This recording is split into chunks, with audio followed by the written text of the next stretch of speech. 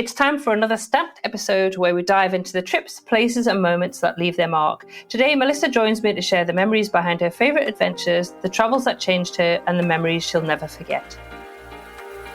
Welcome to the Global Travel Planning Podcast. Your host is founder of the Global Travel Planning website, Tracy Collins. Each week, Tracy is joined by expert guests as she takes you on a journey to destinations around the world, sharing travel inspiration, itinerary ideas, and practical tips to help you plan your next adventure. Join us as we explore everywhere from bustling cities to remote landscapes, uncover cultural treasures, and discover the best ways to make your travel dreams a reality.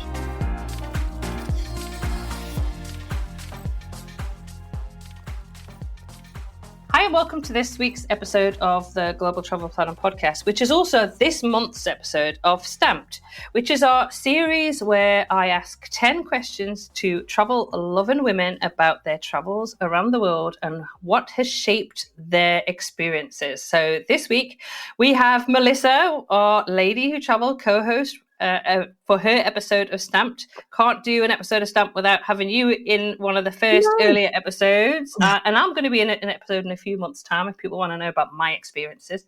So hi, Melissa. It's always great to chat with you. Yes, always great to talk travel.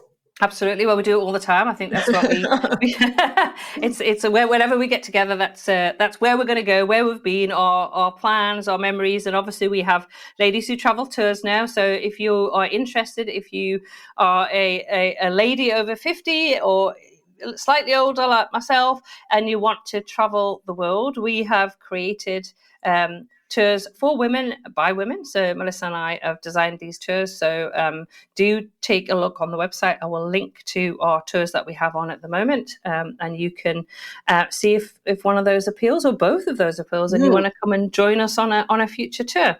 But should we get on and ask? I know this is difficult. I've had some feedback from some previous guests saying actually it's harder than you think to answer these questions. So should we dive in with the first one of who lit the spark for you when it comes to your love of travel? Yeah, well, being a travel blogger, this might come as a surprise to people, but I didn't travel as a child and I didn't go on my first plane ride or trip until I was an adult.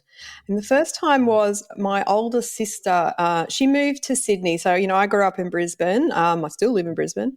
My older sister moved to Sydney for work. And I think I was about 19 at the time, and I decided to go and visit her.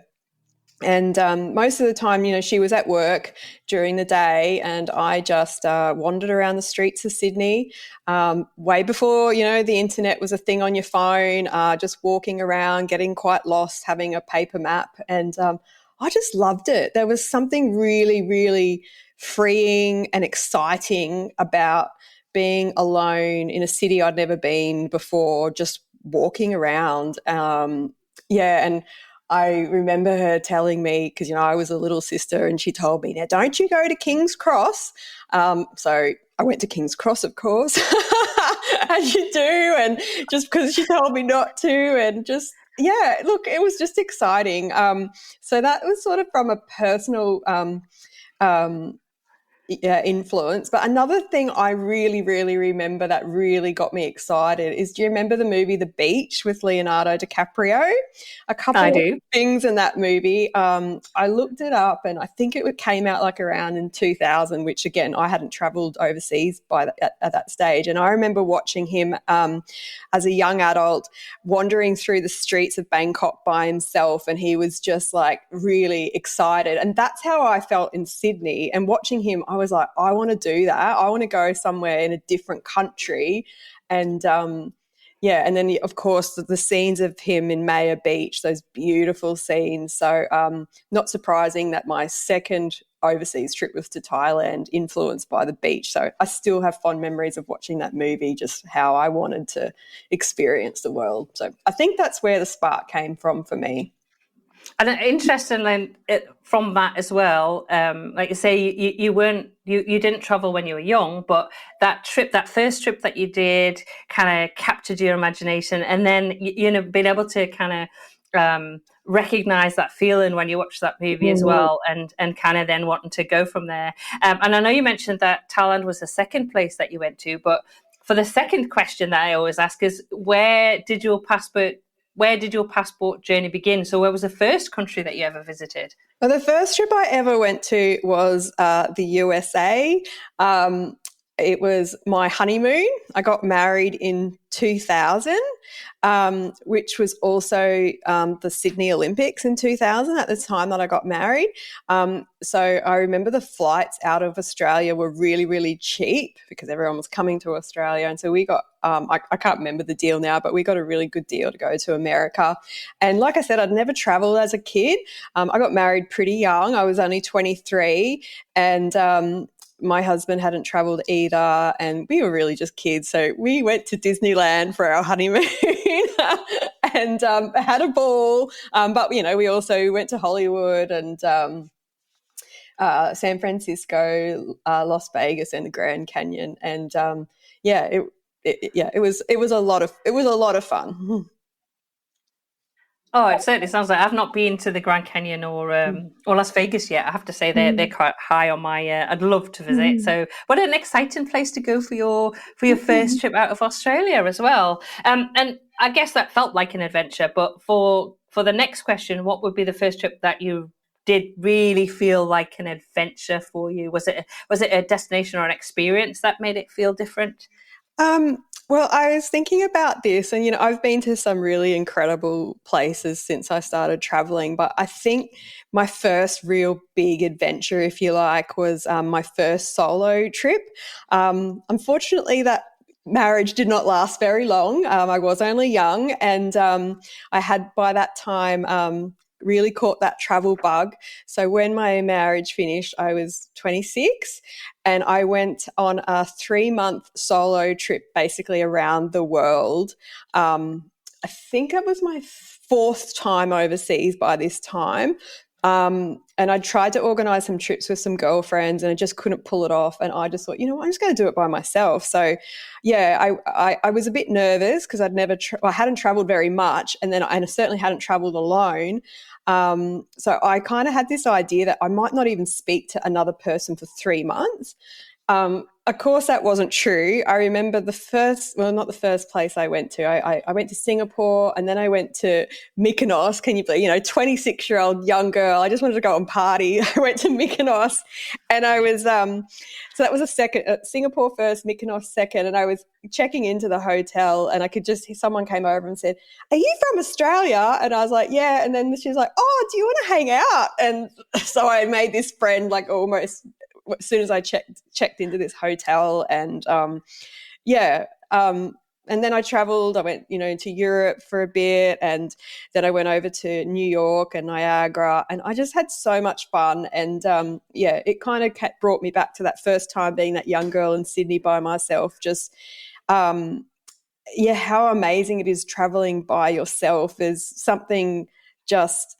I'm probably not the most confident person, but there's something about me when I travel, and particularly traveling alone, that I feel like I'm on top of the world, and I feel I've got this and I can do this. And it just gives me this massive confidence boost and boosts my self-esteem. And I just love it. But yeah, that was probably my first big adventure, traveling all over the world. By myself. Oh, it sounds like it. And it's very common, obviously, for Australians to go and do this big adventure, leave Australia and go off and explore the world. And doing that solo, though, it's incredible. And did you plan it all before you left, or did you just kind of make it up as you went? No, it was all planned. But, back then, so that would have been 2003, it was all planned by Lonely Planet. So I remember buying, I think it was Europe on a shoestring or something like that. But I also had Greece. I wanted to go to Greece, and I had the US one. And so, just planning. I can't even remember, to be honest. I think I went into a flight centre and had paper tickets and stuff like that. I remember going into internet cafes to talk to people from home, or ringing up in phone boxes. So very different to how travel is done today. But yeah, Oh yeah, it yeah. still brings up So some pretty different. fun memories for me. Just, yeah, super exciting. But look, it's not all. Also, I'd like to say it's not all. Rainbows and unicorns. I actually got really sick on that trip as well, and I ended up in hospital in Venice and in London with pleurisy. I think a little bit too much partying in Mykonos. At sometimes I was thinking, I should cut the trip short, but I didn't. I just kept going and, managing to go to hospital alone, I did it, and it's incredible doing all that on your own as a young woman, I think. Yeah. Exactly. I mean, it's incredible learning experience, and I say giving you that boost in confidence. Now, what about wow moments? Can you describe a place or a moment that completely blew you away? There's been lots of wow moments traveling the world. But yeah, trying to prepare for this question, ones that came to mind was with my daughter in Prague. My daughter was about 8 or 9, I suppose, and she'd never seen snow before. And it was Christmas time, and we were just sitting inside having breakfast, and we could just start seeing the very, very fine flutter of snow. And my daughter was up and out there, and so this is like probably 8 o'clock in the morning, people going to work, and here's this Aussie kid out there with not a lot of gear on because she just ran out without putting a jacket on, just putting her hands out and opening her mouth and just touching this very, very fine flutter of snow. And I came out with her. And I'd never seen snow fall from the sky either. I'd seen it on the ground but not fall. So I thought it was pretty incredible. But as the day went on, the snow just got heavier and heavier and heavier. And my daughter just, she kept picking it up in her hands. And, she was, as we were going through the day, she was creating this huge snowball. It was getting bigger and bigger and bigger, and she wouldn't let it go. And it was cold, and we're going into a cafe, and she wanted to bring this snowball in the cafe, and I was like, you can't, you're just going to have to put it outside. And she's like, someone's going to take it away. And I'm just like, these people see snow all the time. They don't care about your snowball. And it was still there when we came out. But just, and I've got videos, and I love watching the videos of her collecting this snowball. Every time I see them, they bring this huge smile on my face, and it's just precious, precious memories that travel, creates for us.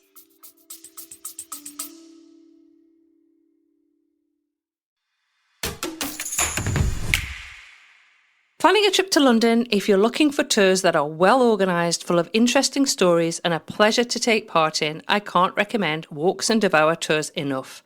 I've done several myself, from famous landmarks to amazing food tours, and every single one has been a real highlight. Their guides are great storytellers who make the city feel alive. The team really cares about the details and puts a lot of thought into making each experience feel special, comfortable, and full of those "I'm so glad I did this" moments. You can find all my favourite tours at uktravelplanning.com/best London tours.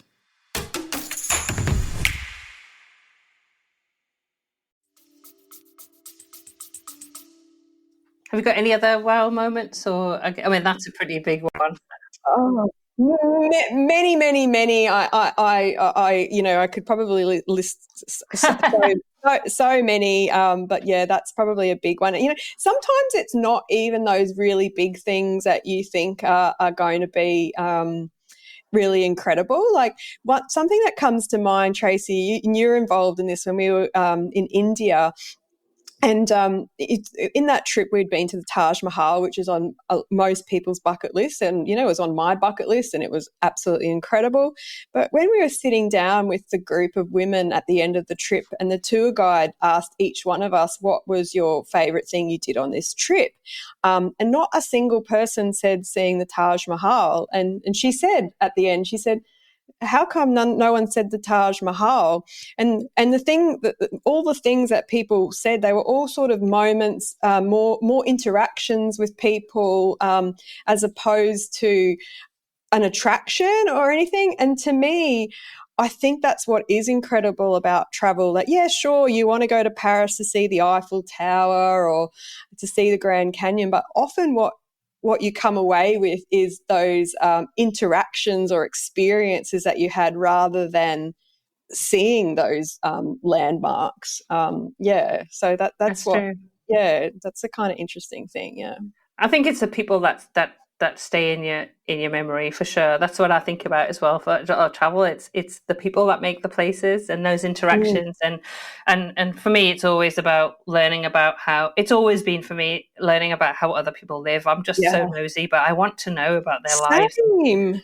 We share a Same. planet, but we all live. So we're all the same, but we all live so differently, and it's just Mm. want to figure out what those experiences are. Mm-hmm. Um, but anyway, let's turn our attention to because not every place is somewhere that you want to go back to or you want more of. So, is there a place that you've been to and you know it's like one and done? You don't feel the need to go back? Yeah, and I think this is going to probably surprise some people a bit because I know a lot of people love this place, but Hawaii for me. And look, I know Hawaii, is a fairly big place, and I've only been to Waikiki and Maui there. And look, I had a good time. Don't get me wrong, but the way people talk about it, like it's this amazing paradise, and I just didn't find that. It certainly okay. Maybe coming from Queensland, I'm a little bit spoilt when it comes to that, but it just didn't really.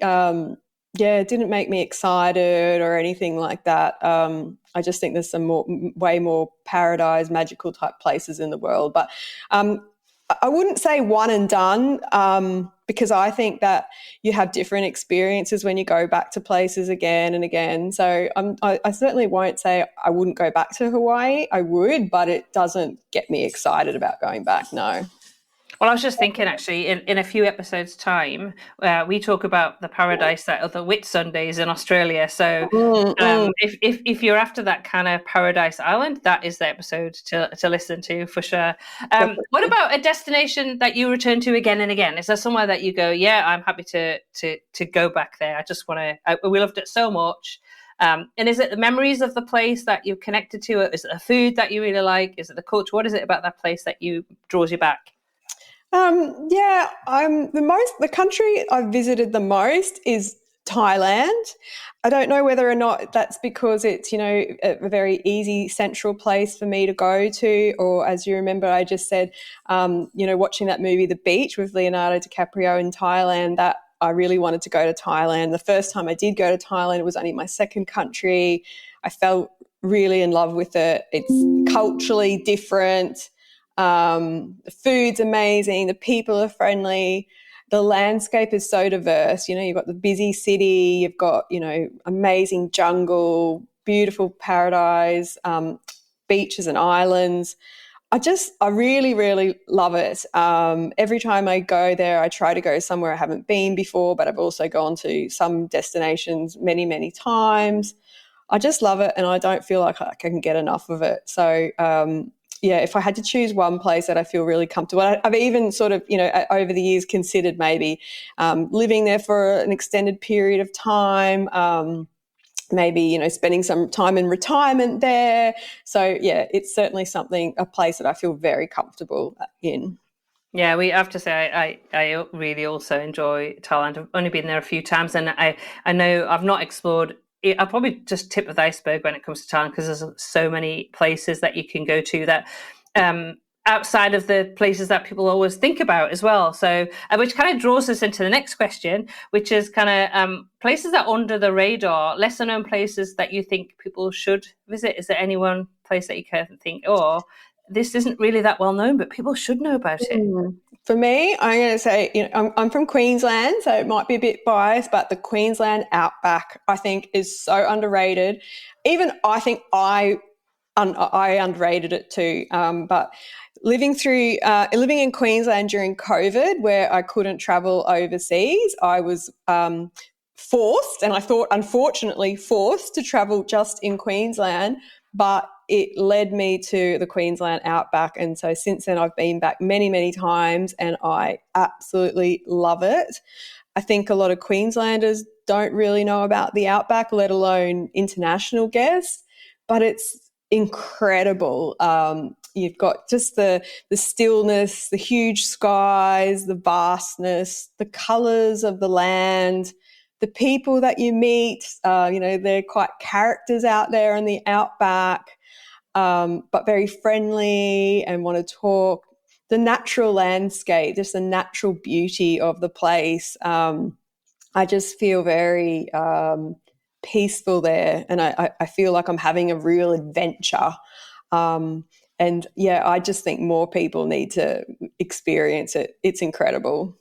I 100% agree. 100% agree. And it's when we're overseas and people talk about Australia and they always talk about going to the same places. We're like, you know what, Queensland Outback. Without a doubt, we've driven the Outback a couple of times all the way up to far north Queensland, and I would do it in a heartbeat. I'd do it in a heartbeat tomorrow. I honestly would. It's just so different. And if you're considering coming to Australia, you want something different, do that. Honestly, if you live in Australia and you haven't done it, come to Queensland. If you live in Queensland and haven't done it, seriously, do it. I think will be one of the most incredible experiences that you'll ever have. So I'm so glad you brought that one up, because that is, I 100% agree. Now, what about places that you've been to where you felt more like a local than a tourist, somewhere that you've kind of felt at home? Well, I was thinking about this. Like, I've always lived in Brisbane, and I've never lived anywhere else. So it was a bit of a tricky one. But I remembered last year, after a bit of a couple of tough years, I really wanted to escape a little bit, and so I was going to Spain for a conference anyway, and I found this little village. I was being a bit romantic, I suppose, and I wanted to find a really quaint village where I could be a local for a little while. And so I found this little village called Cicadas, and I probably just butchered the way I say that, Cicadas, and it's in Costa Brava. In Spain, and it was just, very Mediterranean, like tiny little village. And I rented this room on the top of a little restaurant in the main square there, that had a little balcony. And I worked the whole time I was there. I was there for a week, and I worked, but I wasn't there to be a tourist. I was there to work and just escape reality, I suppose.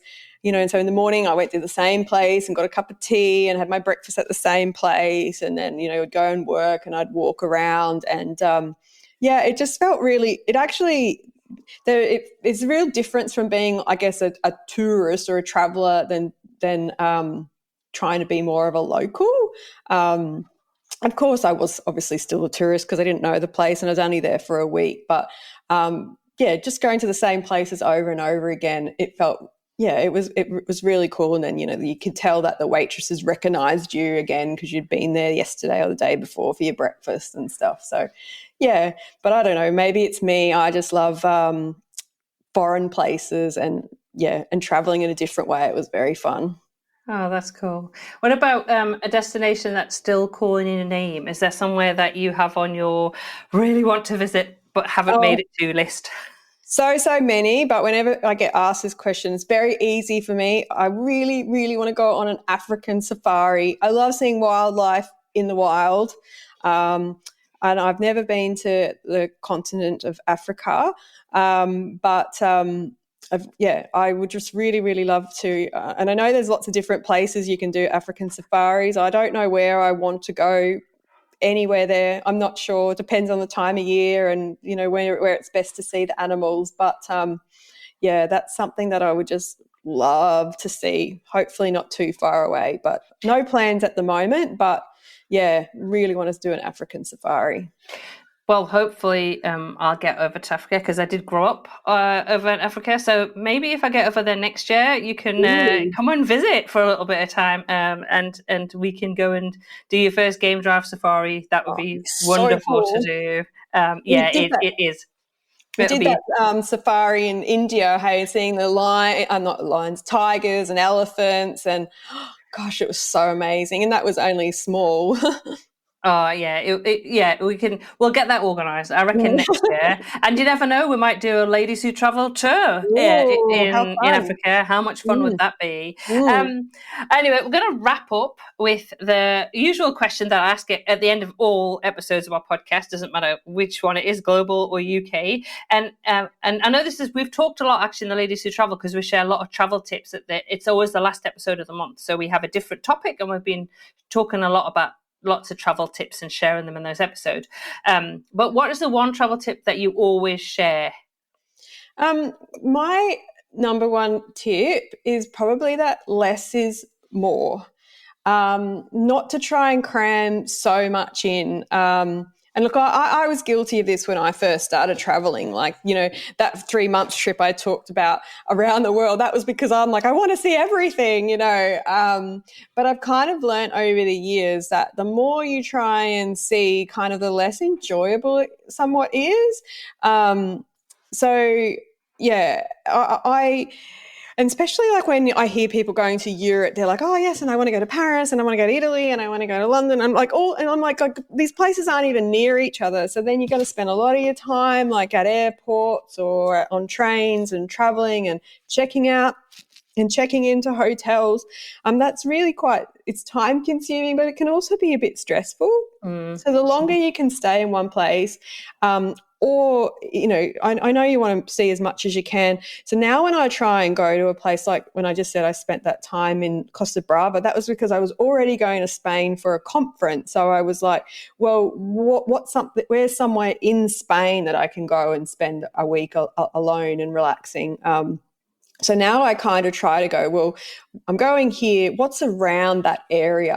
Or rather than spending lots of time doing lots of travel. So, yeah, I think less is more, and just try and not do so much. Allow a lot of time in your schedule for those natural interactions and experiences that we talked about before, that you'll often come back saying they were your favourite things that you did. Yeah, no, absolutely. Well, it's been great to chat with you about, and for you to answer the 10 questions for Stamped. I hope that wasn't too painful. No, it wasn't. It wasn't. It was actually more fun than I thought, just kind of remembering why I travel and what made me start traveling in the first place. Yeah, absolutely. And I think often we don't think about it often enough about what it was that actually lit that spark. Because I think for all of us who are a little bit kind of obsessed, I will say that obsessed with travel and love it so much, that there's something that created that, whether we're born with it, and then that spark was kind of lit and it was always there. But I think it's so wonderful to actually look back and be reflective and think about those things that have actually shaped our journey and what we love and what we've enjoyed. Because we travel a lot. We're very privileged that we travel a lot. So it's fantastic to be able to do that. And if you're listening to this episode and you're like, I love travel and I really want to chat to Tracy and answer those questions and share that with the audience, then let me know via SpeakPipe. Come on in and do. We have 12 episodes a year of Stamped. So let me know if you want to come on, what you want to talk about, and we can have a chat and we can get something scheduled. So it would be great to listen to. We want to hear from anybody out there. If you are a travel lover and you want to share your story about your life of travel and what inspired you, let us know. But as always, it's been great to chat with you, Melissa. Just want to quickly share where everybody can find you. Yeah, thanks, Tracy. You can find me in lots of places. I have Queensland Travel Guide website, Brisbane Travel Guide website, Thrifty Family Travels website, and of course on Ladies Who Travel with Tracy and Shelley, or the Ladies Who Travel tours. So if you like talking about travel, come and talk with a glass of wine with me and Tracy one night, wherever that might be, whether that's on a beach or, like you said, maybe an African safari.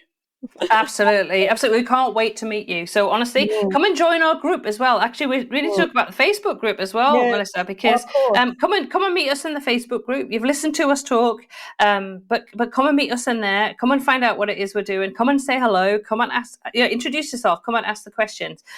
We know there's loads of you from all over the world that are tuning into the podcast. So come and say hello. That's Ladies Who Travel That's our Facebook group, but I'm sure you'll have a link in the podcast as well. Yeah, I will. I'll link to that in the show notes, which will be at globaltravelplanning.com/episode 72. But great. Thanks so much for coming on and sharing your travel memories and experiences. As always, Melissa, it's great to chat. Should we sign off with the usual? Well, until next week, happy global travel planning. Cheers, everybody. Bye. Bye. Thank you for joining us on this episode of the Global Travel Planning Podcast. For more details and links to everything we discussed today, check out the show notes at globaltravelplanning.com. Remember, if you enjoyed the show, please consider leaving us a review on your favourite podcast app, because your feedback helps us reach more travel enthusiasts just like you. Anyway, that leaves me to say, as always, happy global travel planning.